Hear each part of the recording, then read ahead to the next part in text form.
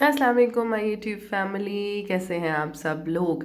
आजकल बहुत लोगों को मसला हो रहा है, खांसी ज़ुकाम गला ख़राब। So here's a remedy for you. ये हैं तुलसी के पत्ते और ये मैंने फ्रेश अपने गार्डन से लिए हैं। और यहाँ उबलता हुआ पानी है मेरे पास। इसमें ये तकरीबन 1 लीटर पानी है जिसमें मैंने 10 से 15 तुलसी के पत्ते ऐड कर दिए हैं।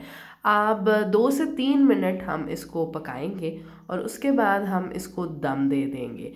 दम 15 मिनट का आप दे दीजिए। उसके बाद आप हनी या शुगर जो भी डाल के पीना चाहते हैं इस कहवे को पिए। आपको ये बताती चलूँ, ये कहवा टॉन्सिल्स को के लिए भी बहुत इफ़ेक्टिव है। So do try it. इंशाल्लाह आपको बहुत ज़्यादा अच्छा फील होगा इसको पीने के बाद। And do tell me in the comments below. Don't forget to subscribe. Bye bye.